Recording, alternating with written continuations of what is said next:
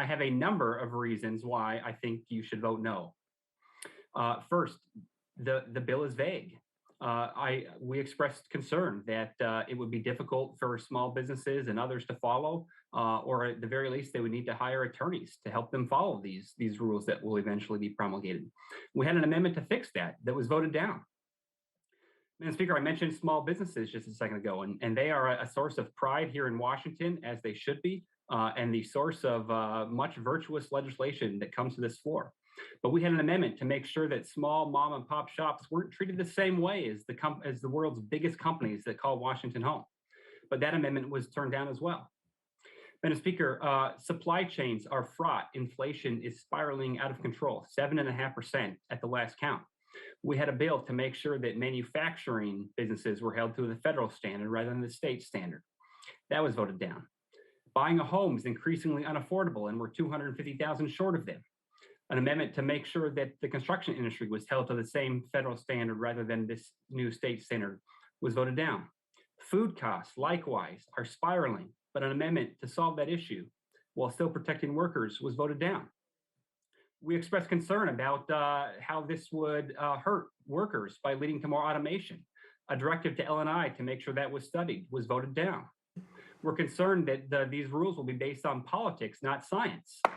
The good member, you have 15 seconds if you can conclude.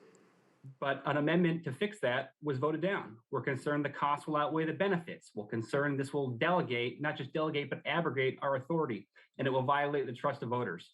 I voted no on Initiative 841 the first time I cast a ballot in this state, and vote no today, Madam Speaker. Washington State has regulations that are so restricting, it's difficult to make any money if you hire employees. This bill is another example of tying entrepreneurs' hands and business owners' hands. Please vote no for this. Let the voters speak again. They did once. Give them another chance. Let me go back to I-841 for a second.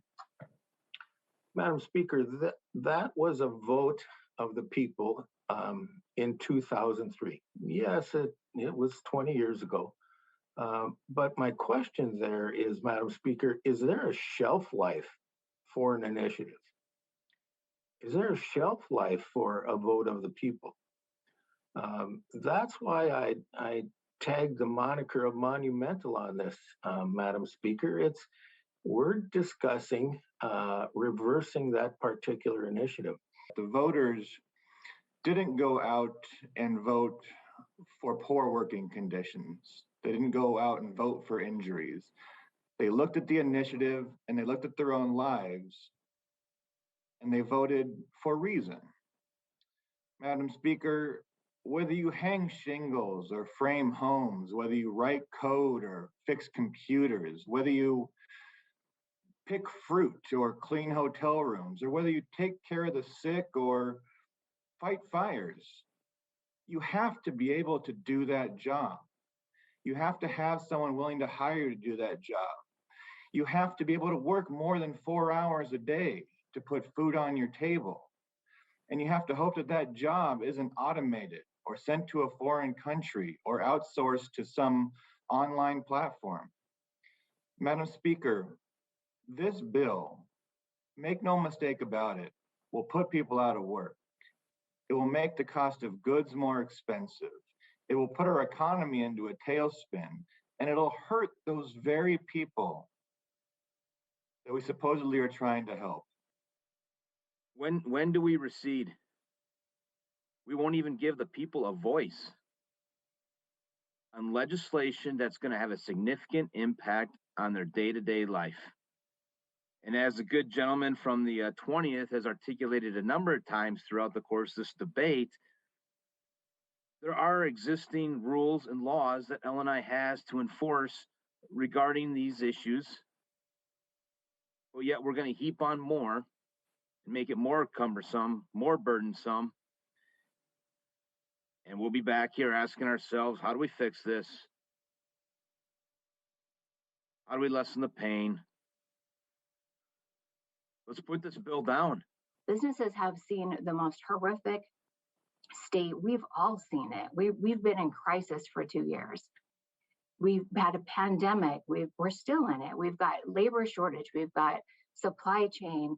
We have people who spent their entire savings to keep their coffee shop open. When we heard earlier from the good woman from the 25th that over 600 businesses alone in King County closed. We heard that it's over $600,000 to comply with this with an average grocery store in Washington state.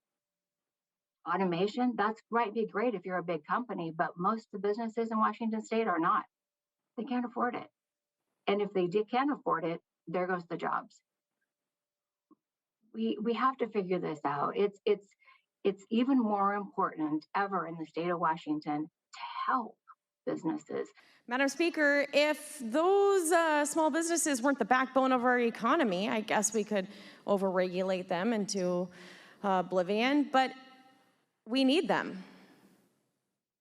It is a delicate balance, Madam Speaker, and that delicate balance has been thrown off with the global pandemic.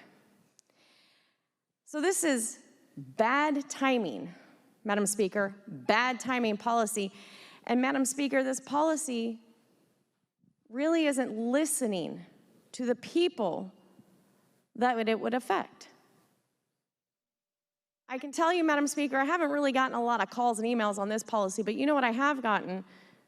A lot of calls and emails on wanting to go back to work, on wanting to start their businesses again, struggling at the loss that has suffered for the last 2 years. Madam Speaker, I am concerned that I will have another deja vu moment, that I'll have another deja vu moment on these policies and these amendments that we just tried to pass, that we will be back here discussing this because we didn't listen, Madam Speaker, because we didn't hear, because we did not understand the pain that many people that we represent are suffering right now, Madam Speaker, and this policy is not addressing that pain. This policy is not addressing the suffering that has happened for 24 months.